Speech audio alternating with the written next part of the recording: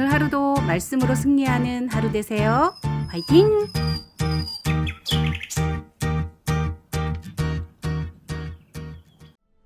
이것도 지혜로운 자들의 말씀이라. 재판할 때에 낯을 보아주는 것이 옳지 못하니라. 악인에게 내가 옳다 하는 자는 백성에게 저주를 받을 것이요 국민에게 미움을 받으려니와 오직 그를 견책하는 자는 기쁨을 얻을 것이요 또 좋은 복을 받으리라. 적당한 말로 대답함은 입맞춤과 같으니라. 내 일을 밖에서 다스리며 너를 위하여 밭에서 준비하고 그 후에 내 집을 세울지니라. 너는 까닭 없이 내 이웃을 쳐서 증인이 되지 말며 내 입술로 속이지 말지니라. 너는 그가 내게 행함같이 나도 그에게 행하여 그가 행한 대로 그 사람에게 갚겠다 말하지 말지니라. 내가 게으른 자의 밭과 지혜 없는 자의 포도원을 지나며 본즉 가시덤불이 그 전부에 퍼졌으며 그 지면이 거친 풀로 덮였고 돌담이 무너져 있기로 내가 보고 생각이 깊었고 내가 보고 훈계를 받았노라. 내가 좀 더 자자, 좀 더 졸자, 손을 모으고 좀 더 누워있자 하니 내 빈궁이 강도같이 오며 내 곤핍이 군사같이 이르리라. 사랑하는 광일교회 성도님들, 오늘도 말씀을 묵상하며 하루를 은혜 가운데 시작하시길 바랍니다. 본문 23절은 재판할 때에 낯을 보아주는 것이 옳지 못하다고 말씀합니다. 이 말씀을 현대인의 성경에서는 재판할 때 사람을 봐가면서 하는 것은 좋지 못하다고 번역하고 있습니다. 재판이 공평하고 정의롭게 이루어져야 한다는 말씀입니다. 누구에는 이런 잣대를 적용하고 또 다른 사람에게는 다른 잣대를 적용해서는 안 된다는 것이죠. 물론 예외적으로 적용해야 하는 사례도 있을 수 있습니다. 그러나 사사로운 정의나 이해관계에 이끌려서 한쪽 편만 들면 안 된다는 것을 경고하십니다. 24절에서도 악인을 가리켜서 옳다고 재판하거나 판단하는 자는 백성에게 저주를 받을 것이요 국민에게 미움을 받게 된다고 말씀합니다. 공의와 정의가 상실된 재판은 악인과 한통속이 되었다는 것을 의미합니다. 그래서 결국 공동체에 끔찍한 고통을 일으키지만 악인의 죄악을 공정하게 판결하는 것은 공동체의 정의가 살아있다는 것을 드러내므로 결과적으로 공동체를 건강하게 만들게 됩니다. 선과 악이 분명히 존재합니다. 그런데 그 선과 악을 판단하는 기준이 잘못되거나 그것을 판단하는 사람이 객관성과 중립성을 잃게 되면 온전한 판단을 내리지 못하므로 결과적으로 국민에게 미움을 받고 신뢰를 잃게 됩니다. 26절에 보면 적당한 말로 대답함은 입맞춤과 같다고 말씀합니다. 이 구절을 새번역 성경에서는 바른 말을 해주는 것이 참된 우정이다 이렇게 번역하고 있습니다. 잘못된 길로 가고 있으며 기준을 벗어나서 믿음의 길을 떠나 탈선했는데도 바른 말을 하지 않는 것은 그 사람을 진정 사랑하지 않는 것입니다.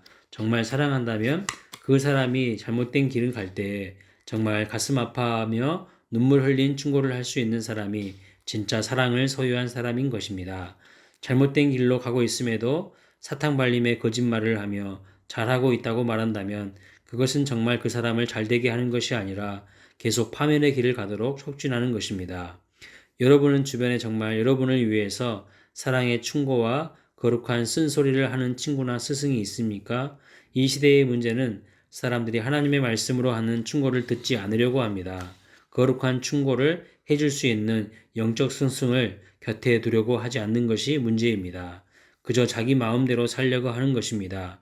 어머니는 자녀를 사랑하기 때문에 때론 잔소리를 많이 합니다.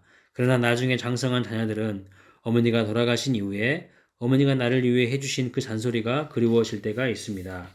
잔소리를 잔소리로 듣지 마시고 쓴소리를 쓴소리로만 듣지 않아야 합니다.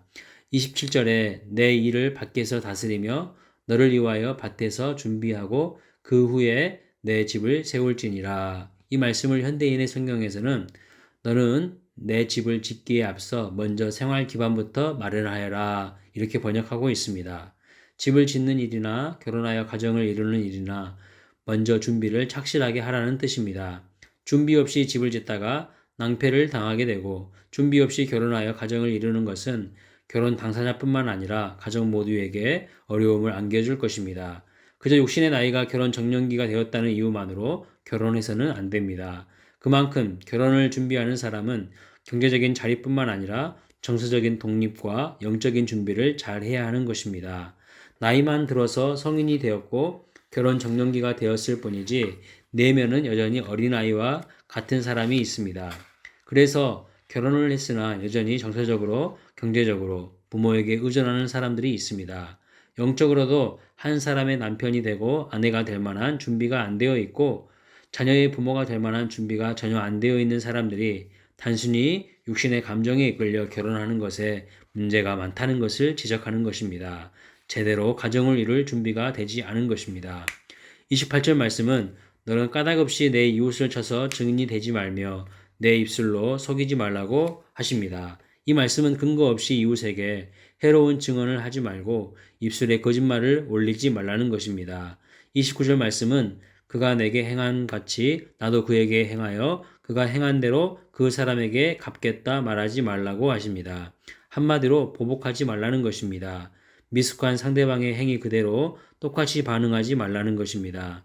내가 당한 비방에 똑같은 비방으로 응수하여 복수하는 것은 미련하고 악한 싸움에 휘말리는 것입니다. 할 수만 있으면 축복해 주고 은혜를 베푸는 삶을 살아야 합니다. 축복해 주었을 때에 그 상대방이 축복받을 만한 사람이면 하나님께서 그 축복이 이루어지게 하시고 만약 축복을 받을 만한 사람이 아니면 그 축복이 축복을 빌어주는 그 사람에게 돌아온다고 하셨습니다.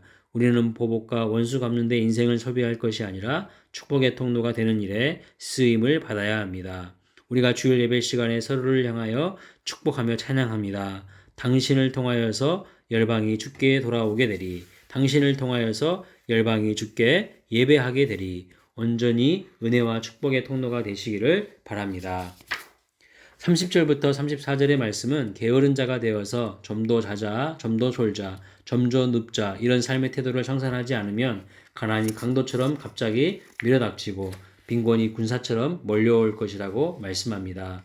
게으른 사람은 아무리 좋은 밭을 주어도 가시덤불과 잡초만 나는 밭이 되게 하고 좋은 집도 무너지게 합니다. 그리스도인은 항상 성실하며 책임감 있게 맡겨주신 일을 감당하는 사람입니다. 그리스도인에게 하나님 앞에 나아가 기도하는 일보다 더 중요한 것은 없습니다. 왜냐하면 우리는 내 힘으로 사는 사람들이 아니기 때문입니다. 우리는 하나님의 능력과 은혜에 힘입어 살아가는 사람들입니다. 따라서 우리는 그 은혜와 능력을 받기 위해서 기도해야 합니다. 이것은 우리에게 맡겨주신 사명입니다. 기도는 목사나 사역자들만 하는 일이 아닙니다. 모든 하나님의 사람들의 가장 우선순위는 기도입니다. 기도하지 않는다는 것은 무기력하게, 무능력하게 살겠다는 뜻입니다. 하나님의 능력이 아니라 자기 힘으로 살겠다는 뜻입니다.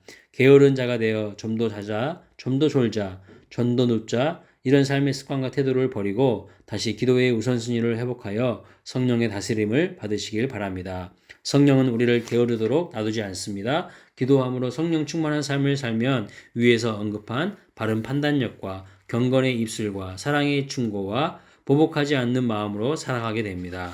성령 충만하면 게으른 삶이 사라집니다. 그렇다면 성령 충만을 받는 비결이 무엇일까요?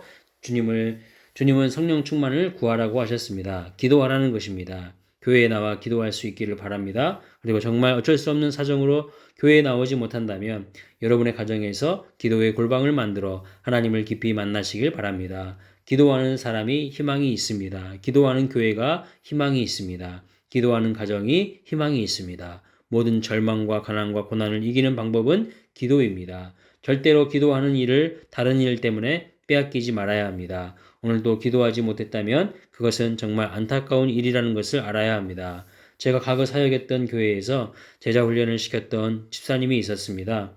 그분은 교회에서 집이 멀었습니다. 그럼에도 불구하고 주중 예배와 수요 예배, 금요 기도회, 새벽 기도회를 빠진 적이 거의 없어졌습니다. 그리고 주일이면 서너 시간에 걸쳐 1년 동안 진행되는 제자 훈련을 한 번도 빠진 적이 없어졌습니다. 그래서 제가 물어보았습니다. 집사님, 회사에서 중책도 맡고 계시고 정말 힘들고 바쁘실 텐데 이렇게 하시면 피곤하지 않으세요? 너무 피곤하실 것 같으십니다. 조금 쉬실 때는 쉬셔야죠. 그러자 그 집사님이 하시는 말씀이 목사님, 제가 살려고 이러는 것입니다. 이래야 제가 살 수 있습니다. 누구한테 잘 보이려는 것도 아니고 제가 하나님 앞에 나와 기도해야 살 수 있어요. 저는 그 힘과 능력으로 살아갑니다. 이렇게 말씀하시는 겁니다. 제가 머리에 한 대 맞은 강한 충격을 받았습니다. 그렇습니다. 기도해야 삽니다. 기도해야 하나님이 도와주시고 길을 열어주시고 능력을 주십니다. 이제 기도하기로 마음의 결단을 하고 주님 앞에 나와 엎드리는 우리 광일교회 성도님들이 되시길 주님의 이름으로 축원합니다.